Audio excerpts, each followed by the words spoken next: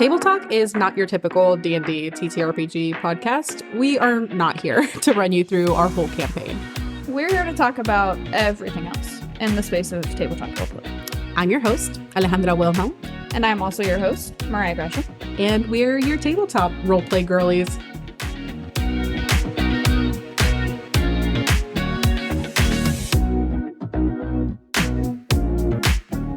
Alrighty, and we are live with another episode of Table Talk.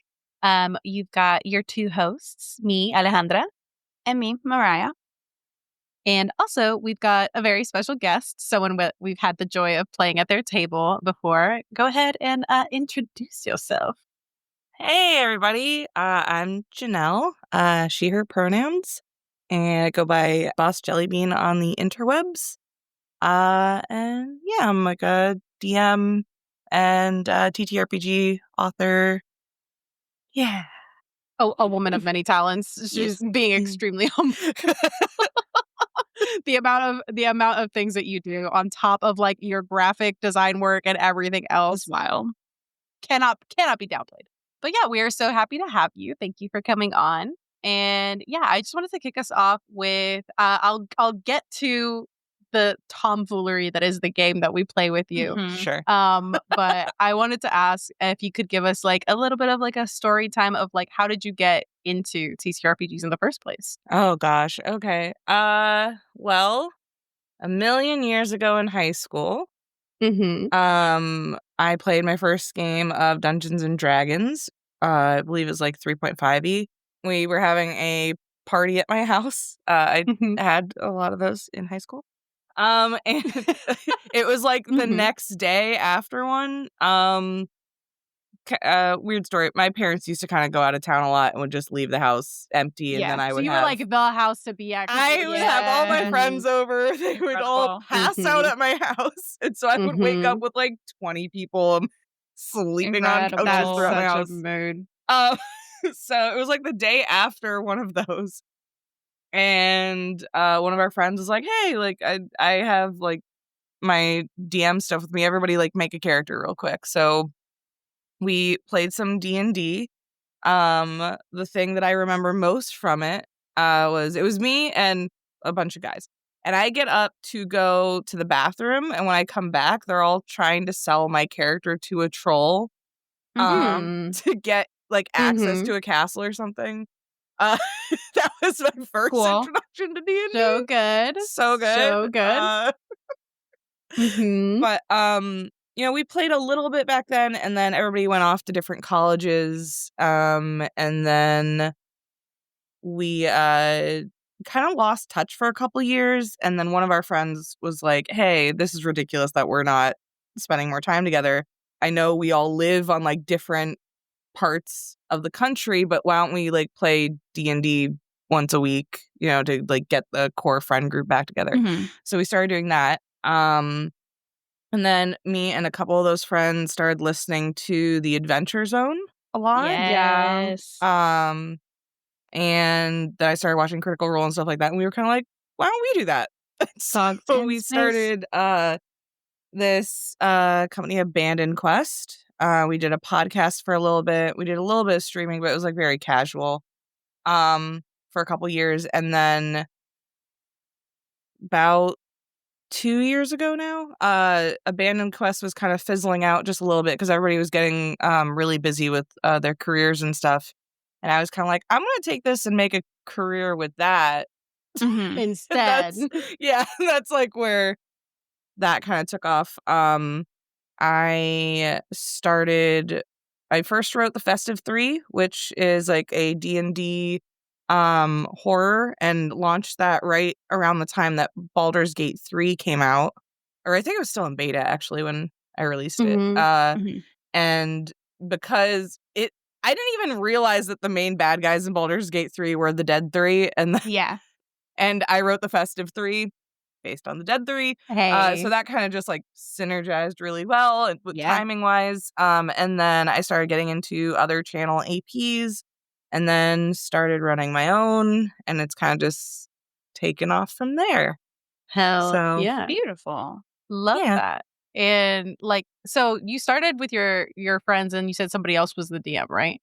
In that Well, so situation? we all were GMs. Like Okay. we would all take turns. I was really Mhm. fortunate that my like core friend group, all of us were really into GMing. So we would have like 5 campaigns going at all like at the Oh, same that's time. sick. And we would do one a month of each one. So like we had like nice. a game every week, but it was a different game. A lot of my friends went to college for directing. So they were Okay. all film Yeah. kids. I'm like the only Nice. one who really went for like graphic design and visual design and stuff. And so even when we were in like high school, they were making films and sending them to competitions and stuff. Like they've always awesome. been storytellers. So I was really fortunate that like That's my really core dope. group was always very big into storytelling. That also makes a lot more sense of like why one of your friends had their D&D stuff at a party. Because I was Yeah. like, that's a bold thing to like pack up your To little whip backpack out. Yeah. with your Well- like DM's guide. And I'm like, I love it, but it's a bold statement. I keep I that had thing a on lot me. of friends, but we were all theater kids for the most part. So Yeah. I mean, it's not. It's not no. Already- knowing No that, one like, blinked twice We're about already it. in the Like, yeah, of nerd course. sphere. Yeah. Yeah. You're like, Yeah. I need to bring a toothbrush. I might as well just bring my fucking DM's Yeah, guide. No. for sure. No, when you first said it, I was picturing what happened to me in college, and Mhm. that like we went out drinking one night, and it was like 2 or 3 different friend groups that eventually like joined together. So this is Mhm. like a lot of people. And we ended up all going back to somebody's apartment. And once we got there, once people are already like toasted Yeah. responsibly. So we're all there, and then someone like brings up D&D, and they're like, why don't we play like right now at 3:00 in the morning while Right, we're yeah. all blasted, The best and a time is the bunch of present. people that have never touched the game.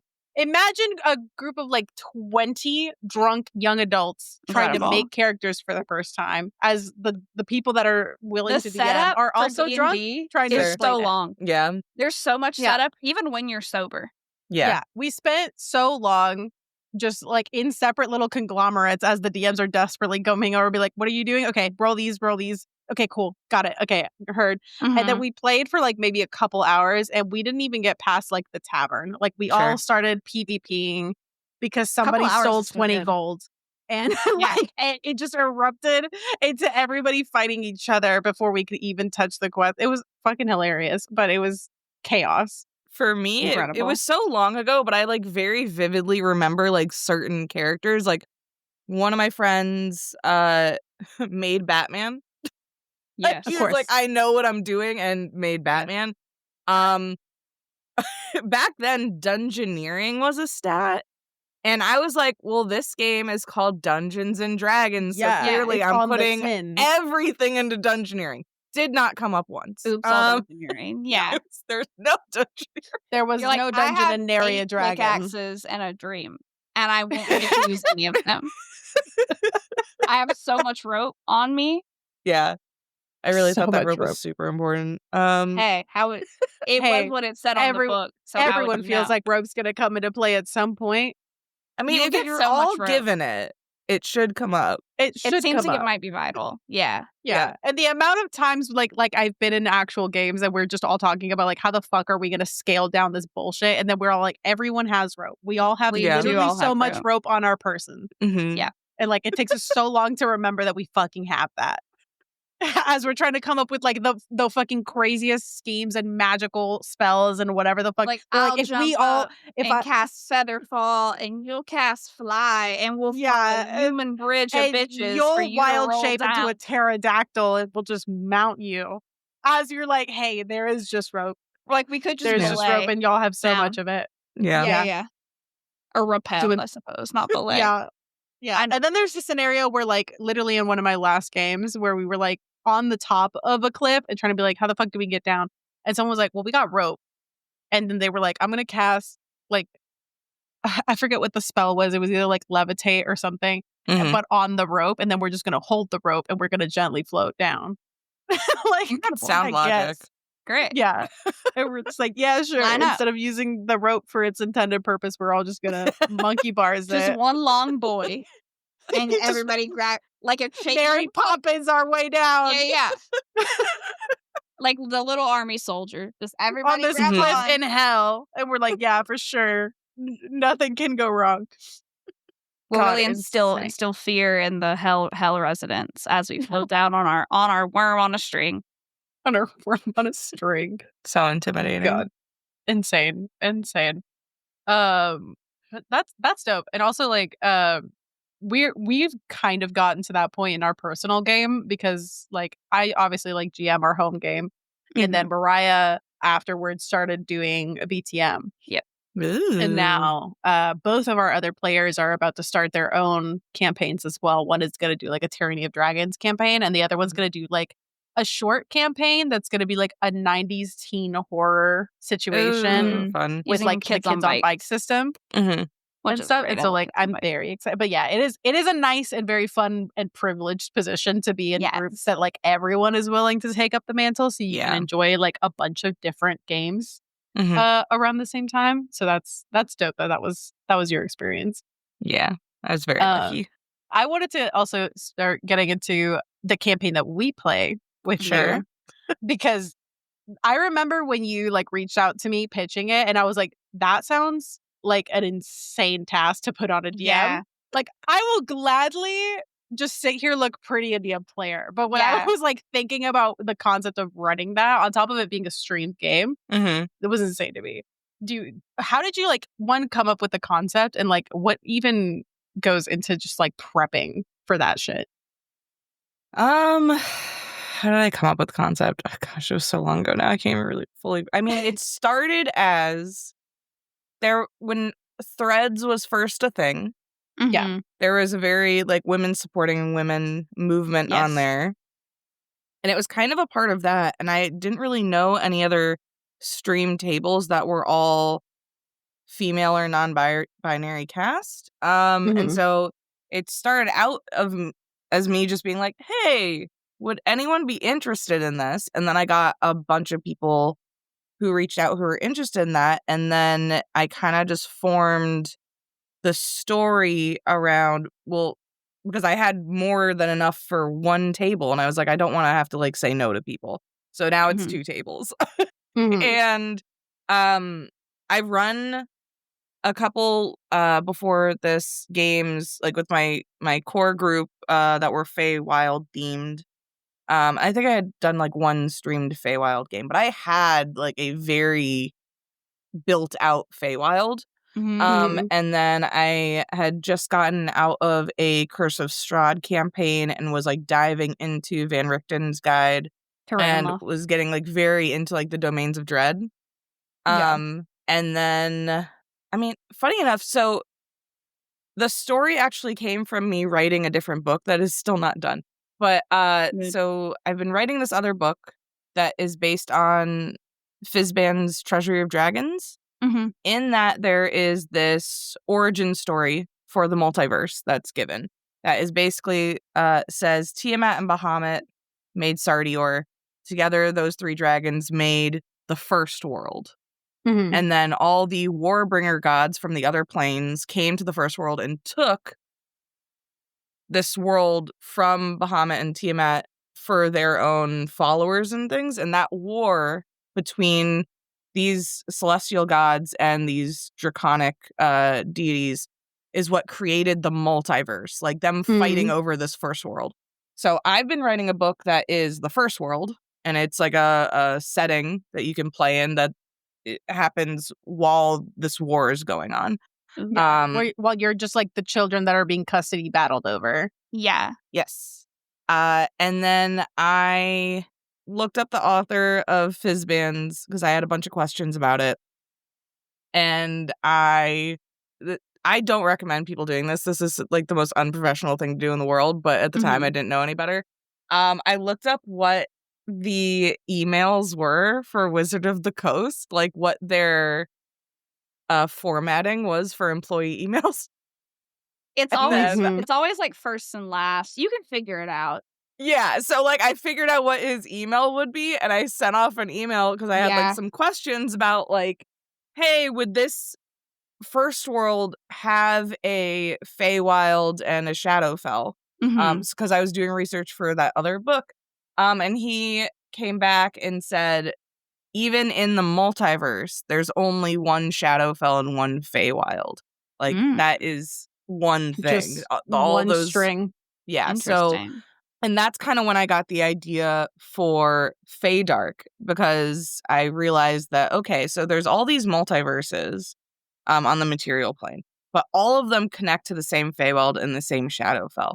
So if we had a group that was in the Feywild and a group that was in the Shadowfell, they could be from like anywhere on the material plane. But like these two places would be affected if material planes started disappearing. And that's kind of like the whole, I don't want to spoil stuff for you guys because you're about to have your finale soon. We are. But you guys know that worlds are being eaten. Worlds are, in fact, being eaten. The big hungry sun. And we've had to run away on multiple occasions. It definitely has nothing to do with my character's cool shapeshifting For sure sword. not. There's But I definitely no did. connection there. It was such a gift to me when I gave you so many options for being a warlock, and you were like, this one. I was like, oh, kismet. Yeah, you did accept it so quietly, and like in retrospect, and now me knowing that, like as I've DM'd more, where it's like you get the thing you wanted, and you're like, oh, I can't act too happy, or they'll know something's afoot. Yeah, I like, gotta keep my fucking chill as I've just been handed a golden opportunity. The other ones would have tied into it too, because I think one of the ones I gave you was the option of Kaz's sword, right? The guy who's against Vecna and Raven Queen and stuff. So that would have been like fun. That would have brought the story more into like Raven Queen territory. Also an include, yeah. But yeah, when you chose Hagar, I was like, yes. I just try to be helpful. I'm just trying to. I love that. I'm just here to facilitate the story. But yeah, the main concept was if material planes are disappearing, how would that affect the Feywild and the Shadowfell, since they are reflections of the material plane?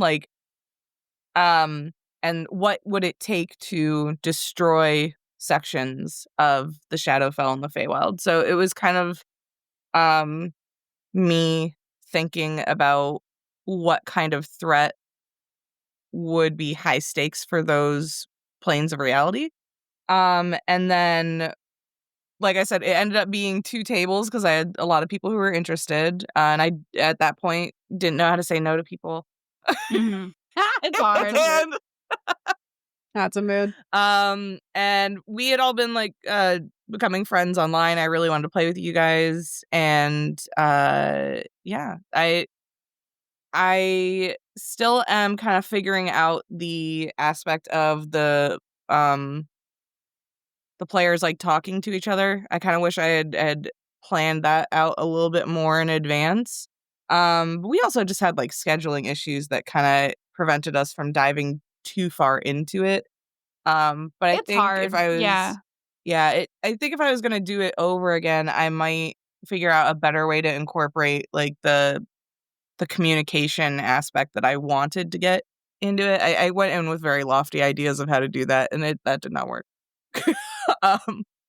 But I am really excited for you guys to kind of see. There's a couple twists that are coming in the finale that I'm very excited about. Because I know that you guys already know that you're on different planes of reality, Mm-hmm. but there is more separating you than that. So, and that's going to be a very fun reveal. One of the really fun things about this campaign was bringing in Rage Panda Pajamas. Yeah. And, her playing this character that was essentially a time lord. basically a time lord. And jumping between the planes, a planeswalker.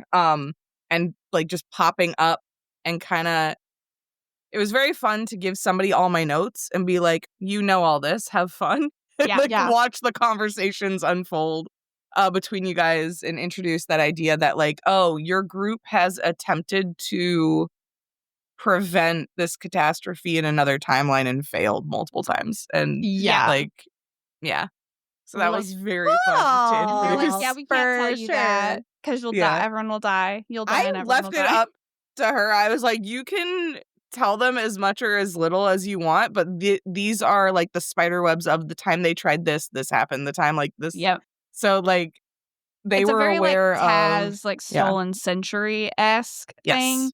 Like when they were trying to like fight the hunger and like Mhm. losing all Yeah. of those worlds. Yeah. Mm-hmm. Yeah. There is definitely a little bit of It's- inspo from that for sure. Oh, 100%. I mean, I have Balance is like my favorite I love it. D&D campaign. It's honestly like I also that was probably one of the first like D&D podcasts that I ever listened to because our old DM like had suggested it to me whenever I was like first really getting into it. And yeah, listening to Balance was insane because like one as like a very relatively like new person to D&D was helpful because like they were also really new to D&D, so it like explained a lot of like beginner stuff. And then by the end of it, I was like, Griffin is an absolute mastermind. You're like, I'm sobbing and throwing up over my sobbing like, and throwing up and crying podcast, and then also just in awe of like him writing this beautiful fucking story. And like, God. Yeah. So yeah, good. I had like Taz and Vox Machina were sort of co like at the same time. I kind of got introduced to both of those. So it was very nice to have like Taz felt more like silly and funny and haha, and then it gradually got not silly and funny and haha at all as it went on. Which did, but it did in the early days help temper being just thrown in to Vox Machina and trying desperately to figure out what was going on. Balance really, I think, was so experimental in the way it told a story. I forgot the specific arc, but the one where time is resetting. The Western one, Yeah, like that was the 11th so hour. Interesting. Like Crystal Palace was like Suffering Game. Like there were so many Suffering things Game in that was were rough. Yeah, it was so not good. traditional D&D that was really inspiring, and I think that's kind of when I first started being like, oh, we don't have to do like this linear fantasy type thing. Like it can really be anything. Yeah, I have to agree because like getting introduced to that and then like getting into like Dimension 20 and stuff. Like for me specifically, like watching the first one that I watched in Dimension 20 was like A Court of Fae and Flowers. Love that campaign. And I was like, that was the one that for me like is always pivotal in the sense of like I never thought I could be a GM until I saw Bria do it. And then I was like, I could do it if it looks like that. Like if it can be this, then I can do that. And yeah, like a lot of those where you really can just make it your own. You can go completely off book. You can whatever story you genuinely want to tell.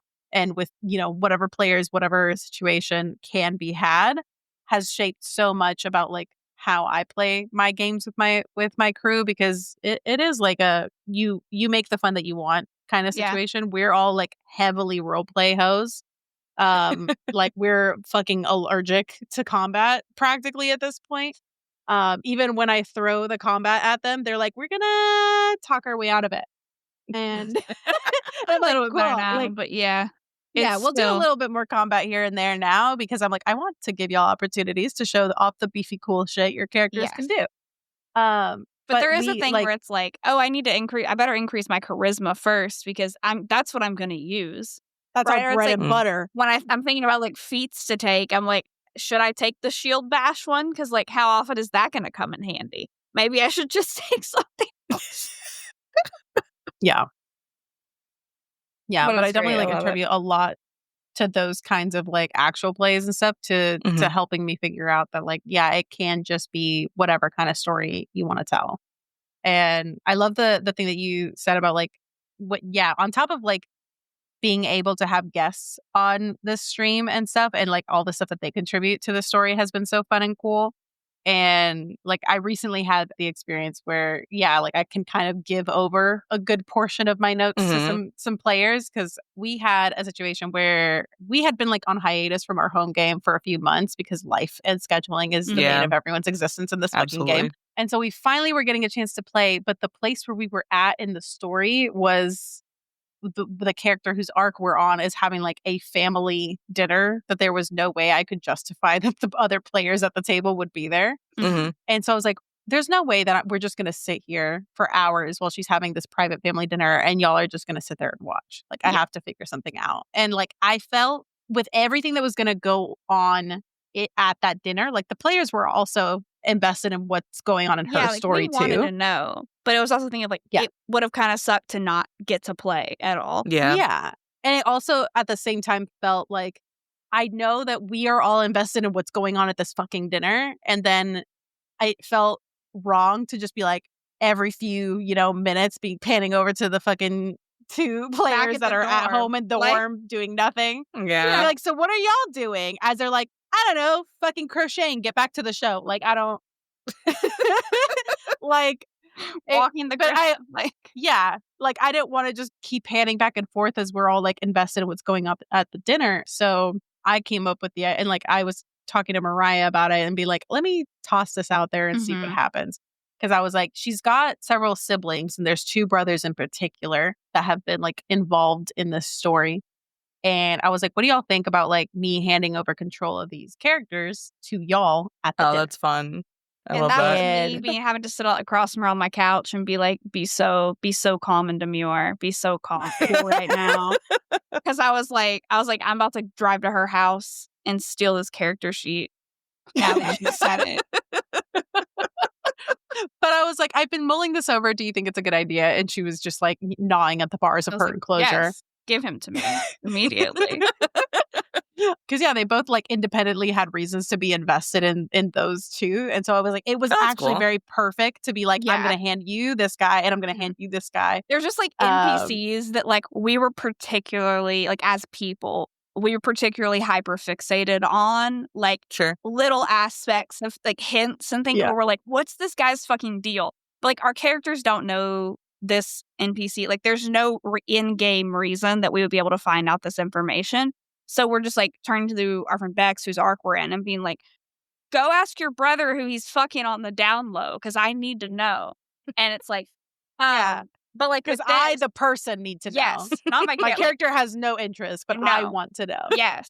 And so with this, I was like, oh no, we can like have the information we want. Yeah. It's like have shared custody of this character. Yeah. And like Alyssa's situation is that her character and the brother she was going to play are like basically enemies at this point. That's like fun. they've threatened each other on multiple occasions. And so then I'm just handing her like her character's enemy and she's like, this is my son now. Yes, I baby boy. I love them equally. But it was so nice. And it's also like, I always feel like the more control I just kind of relinquish to my players, the more fun I have at the table as a GM. And like being able to like divulge a few secrets to each of them independently. So like now everyone is kind of in the know on some aspects, but they don't know what each other knows. And that's just always good food for me. Because then I'm like, I have little pressure valves that I can release whenever I need to go fucking hyperfixate about one aspect of this campaign that nobody else knows. And I have a designated person to do so. Yeah. I've toyed around the idea of doing something similar with VTM because like all the scenes in VTM when like it's anything related to court, it's just me talking to myself because I'm playing 6 people that are all in the same room and everyone's just watching me turn left and turn right and like talk to myself, which is fine. But I'm like, I have thought about like as we move down the line, if it makes sense, I might give some of them over. But I'm also going to have to be very careful with that because it's such a delicate house of cards in VTM because it's all social politics. And I'm like, the second, it's so easy to like pull one thread and you've unraveled the whole, or like you're seeing this character wholly different. Like I've thought about giving you Carmilla or letting you play Carmilla some. But I'm like, can I give you Carmilla or will that completely unravel how you see this character? And then it'll affect how Revna interacts. And like, I don't know. Yeah. I don't know. You can hand over my vampire mom to me. It's fine. Yeah. We'll see. So I don't know. We'll see. But things like that definitely help make like players more engaged in the story if like they have more stakes in it, like if they're controlling an NPC or something like that. Another way I really like to do that that I did recently in another AP that I run called Amber Ascension. We did a kind of like a session 0, basically, but it was a world building game. We used the Quiet Year to build the setting that we were going to play in. And so they all kind of went into it. Amber Ascension is a cyberpunk mythology setting. So it's based on a bunch of different mythological creatures having like a community, and then what happens when that over centuries turns into like this hyper metropolis dystopian cyberpunk setting. So the players kind of went into it knowing like, oh, I know what character I kind of want to build for this cyberpunk world. I'm going to control that community in the Quiet Year, or like be out for their interests to make the background that I kind of want. And then it was obviously like it's a collaborative game, so they had to deal with all the other players and what they were throwing into this world too. And so, we developed like there was eventually the elves and these creatures that, had like were like sentient butterfly folk made their own community where now elves all had like butterfly wings essentially, which was very fun. They created like a religious order around this drug called Amber that made the big dystopian corporation that's like the main bad guy for the cyberpunk setting in the future. They made this whole railway system that was built by Serena, which are an Asian mythology, like kind of like mermaid folk. And just like they pulled all these different cultures into it, and it became like this really cool setting that all my players are so heavily invested in because they wrote it essentially, right? Yeah. Like we had like some Greek mythology in it where they said there was like this rocky outcropping that looked like a dog with 3 heads, and that became Cerbron's Gate, and that was where this railroad project kind of had like a disaster happen. And so we made that instead of like the red light district, it was the red line district. And Cerbron's Gate in the future ended up being this massive casino where a lot of season 1 takes place. And so like having your players invested in the world or NPCs is like a great way to have them more dedicated to the story in general. But just, I think people really like knowing that they're contributing beyond just their character. So Yeah, we did a lot of that with like our Strixhaven home game, because it is quite literally a Strixhaven game by the skin of its fucking teeth, because I tossed that book out in like session 2. Sure. So and like we just used the academia we mechanics. used the school and like the academia mechanics and like some of the NPCs, but at this point I've flooded it with so many other NPCs that like it doesn't even matter anymore. You just like use some of the names. I'm like, no, in my world they have to be hot because this is also a dating sim. I know the people that I'm playing for, and we'll also get back to that. But that reminds me of when you guys gave me your lines and veils for Fadar. We'll get back to that. We'll circle back. And so like it's definitely a game where I'm building like from the bottom up. So like I don't have all of like the big, deity, like pantheon, all that big picture stuff. I have like I started with Strixhaven, built out to the city, and then went further out from there. And some of it is still co-collaborative because it was basically like Strixhaven can be placed anywhere, like in any setting.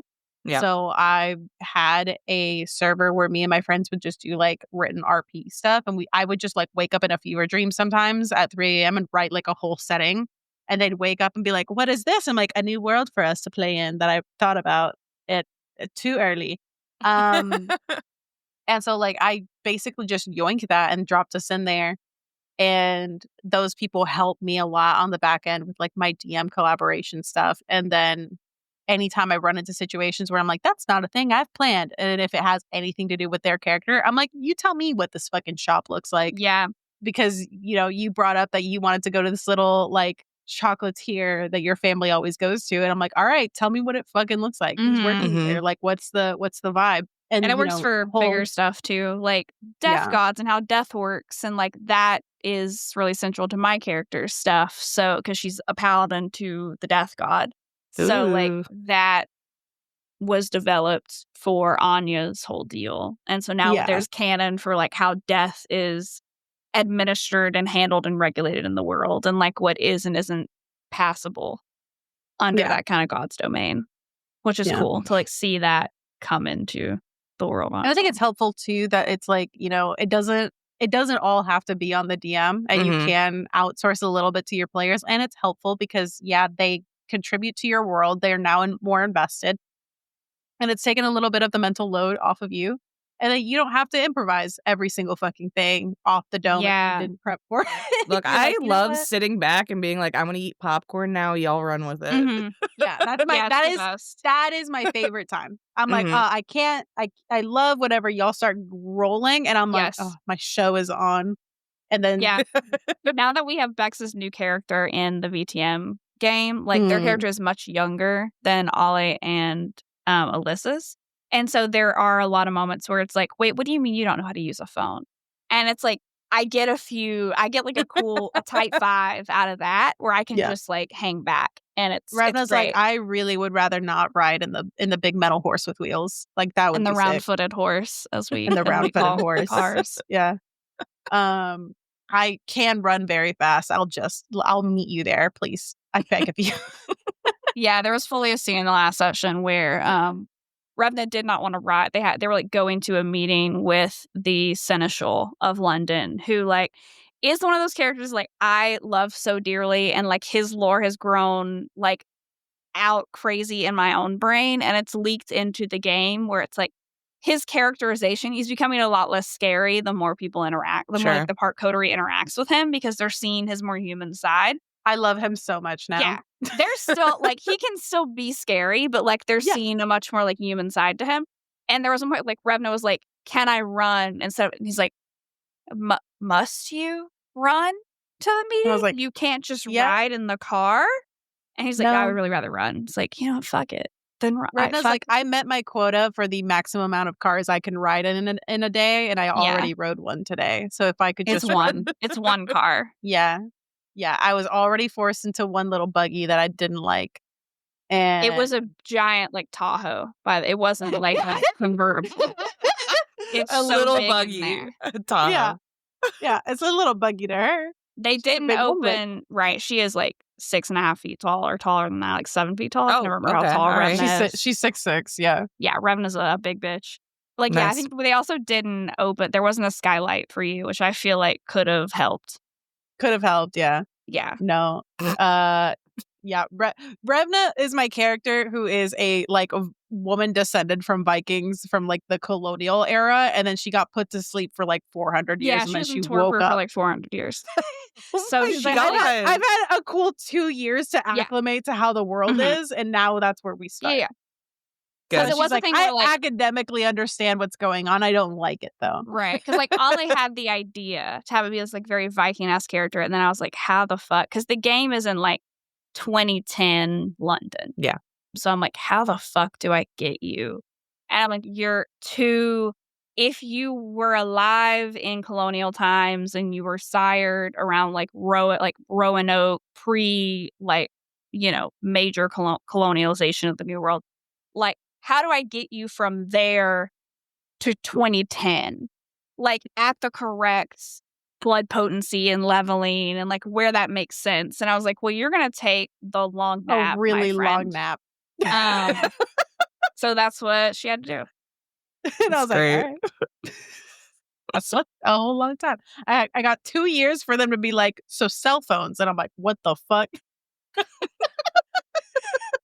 I'm just imagining Carmilla with a slideshow. Yeah. Being like, these are the things that are currently relevant in the world. And she's like, hey, yo, But it's also a thing, like, it's a Camarilla campaign, right? So, like, the cam is not big on technology and stuff. So, like, Revna's, like, not being pro cell phone fits perfectly. It's fine. Yeah, that's ideal, actually. Until I'm like bebopping out in the world and our freshly newborn fucking vampire player is just like, hey, what the fuck? was like, hey, do you want me to make you a Tinder profile? Like, yeah, that might be. We'll see. And Remna's we'll just like, cross what that are you bridge when setting we on come to fire? it. Yeah. Like, why Right. do you need Tinder? Like, do you want me to show you how to make a fire? I didn't think that was a skill that you needed current day, but I'll show you Bex how to was make like, a fire. I told, like, asking about her new character on, she's like, is my character the only one that would know how to drive a car? And I'm like, 1,000%. 1,000%. Because Alyssa's character is a little Nepo baby boy she's a Mitzi, and he's lived with his sire, and is probably going to have to, his journey's going to be unpacking all the horrific shit his sire actually does, because he's a Mitzi. Because when Alyssa's like, I don't know what code, like what clan I want to be, and I was like, I would like a little horror in my meal. So can I offer you the flesh crafting plan? And I'm like, I'll slide that. Can I offer you body horror? Yes. Yeah. As a side, perhaps. Yeah, because like that was fine on our consent checklist. Yeah. So like, it's one of those things where it's like, oh, it's fine. Like, we just have little weird things that help about the house, and then it's like the unpacking of, oh, those are people. They're suffering there, and it's like, so that'll be fun. Because I love dark shit. But yeah, like Nox is a Nepo baby and is like fully like his sire has ghouls, has that whole infrastructure that Nox has just benefited from. So Nox has done nothing for himself for the last like 200 years that he's been in the unlife. Yeah. He's just been reading books and chilling. So what did you want to circle back on about our... Oh, right. This is only... I'm prefacing this story with, this has only happened once to me. TTRPG. Yeah. Table, and it was y'all. So, Mm-hmm. normally... I don't know what that says about... normally... you give out your lines and veils the two sheets. of us or the whole cast? No, it was your all Team Shadowfell. It was just Team Shadowfell. Cool. This has never happened to me again. Cool. But I should have known going into it, knowing this group. Yeah. I give out the lines and veils sheet to everybody. Yeah. I get these forms back. Normally, what happens is people write down what they don't want in the campain. Yeah. These sheets. I get back basically a laundry list of kinks. Oh, yeah. I was like, what's further than green? Like, you're like, is this blue? Like, is this a request? Is this like a request sheet? Yeah. I think it was specifically Ale and Rachel sent back ones that were the wildest thing to read. Checks off, I am afraid of this. Checks off, I would like this. Yeah. As the same thing. This scares me and it turns me on. Please include. Equal parts terrified and also I need it to get off. Thank you. Yep. You're like, I'll unpack that in my own time. I just want you to know that it's on the table. It's on the table.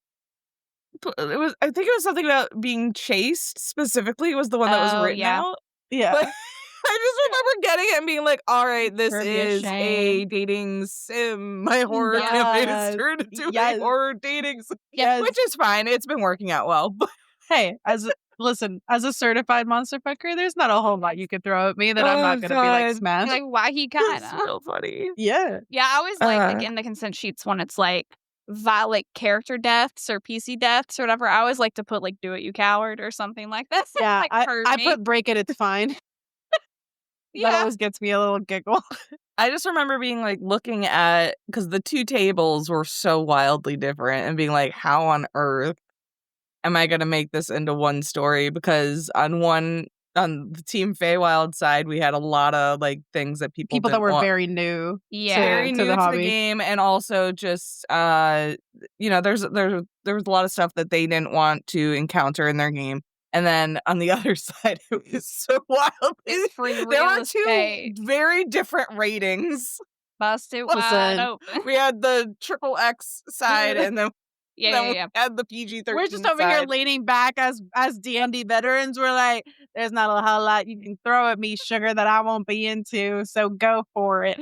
I think it worked out, and I am very excited to see the two groups together. But that was very funny.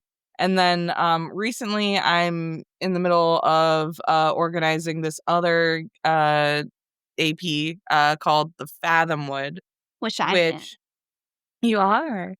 So that's going to be like a bunch of different vignettes Need to come up. where we're using a system called the Voice in the Woods, and it like you write down your character's fears and then they have to confront them in these woods. And for that game, it was very interesting. Like the different fears that people have wanted to confront so far, because I'm gonna have wildly different ratings on all these games after getting everybody's lines and veils back. I have one person who sent back like their character idea and like the story they want to tell. And they were basically like, I would like this to be a dark romance monster fucker episode. Thank you. I'm like, okay. Yep. All right. Yep.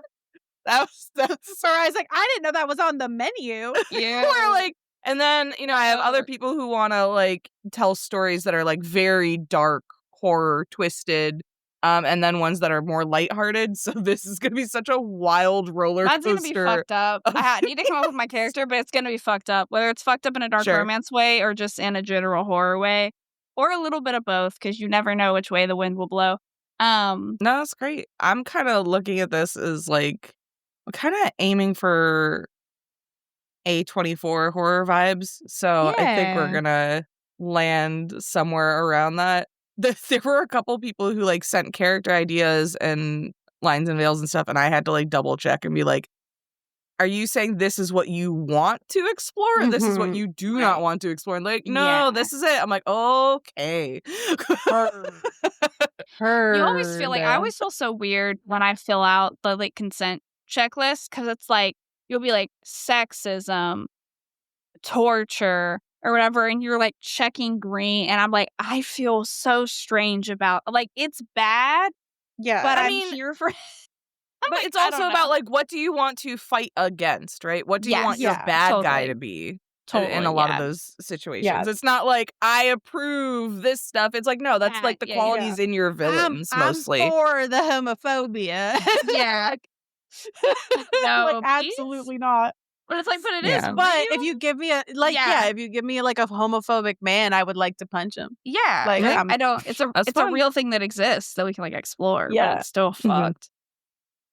Yeah, I am excited about that, because it's going to be more of like this like psychological deep dive into people's characters and stuff, which you do get in like a group campaign, but I think it'll be really interesting to do one-on-one, and then those vignettes at the end of them will have changed the forest somehow for the next person, because when your fear manifests during your story, that's like a new permanent denizen of the forest, right? So like each that's cool. character is like changing the setting basically.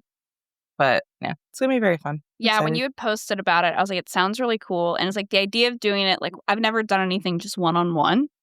And I was like, that seems really interesting and intimate for like a horror setting. And like, could be really intense, but also feels really safe to like explore something. Because like, I'm comfortable with you, we know each other. So I was like, that would be cool. My first introduction to doing that kind of style was Rara from The Heart as a Dungeon is currently releasing a series that I was a part of called Corner of West River, or The Corner of Pleasure in West River, which is like a mystery story where this event happened, and they're doing interviews with different people who were there when it occurred, and you're trying to piece together exactly what happened. And I really loved not only working with Rara in like that capacity, but also listening to that podcast. Like I find it really interesting to tell a story through these interviews. And so it's just seemed like such a really great way to tell a horror story, because that story is more like very emotionally hard hitting, and like you're getting so much of these characters like deep emotional journeys along with like this mystery. But yeah, it just seemed like a really good format for horror as well. So I'm gonna look that was like where the inspiration very much came from. Up my street. 100%. Well, it is looking like we are coming up on time, but this has been lovely. Janelle, thank you so much coming on. Thanks for having me. Yeah. Give us one more time, who you are, where people can find you, and any exciting projects you got coming up. Sure. Hi, everybody. I'm Jenel. You can find me on the internet at Boss Jellybean. I'm pretty much on every social media thing by that name. What do we have interesting projects coming up? I'm going to be putting up all the Fate Arc Eclipse stuff on YouTube soon.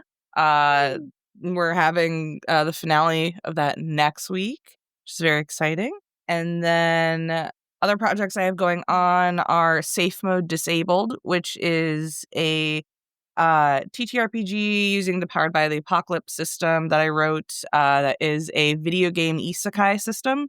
So you have both a real life playbook and a video game avatar playbook. And that is going to be releasing as a Kickstarter tentatively in August, along with an actual play to go along with it. Heck yeah. And then the other thing that I'm working on right now is the Fathomwood, which I just spent a bunch of time talking about, so I'm going to do it again. But that. The Spooky Forest. The Spooky Forest. I can't wait. Well, thank you so much for joining us. And thank you all for joining us for another episode. And we will see you guys next time. Bye. Bye. Table Talk is a podcast brought to you by Mythos Media Productions, bringing you a new episode every Wednesday, wherever you get your podcasts. Find us on Instagram and TikTok at TableTalkRPG, or check us out at our website, mythosmediaproductions.godaddysites.com. All business inquiries can reach out to us via email at info@mythosmediaproductions.com.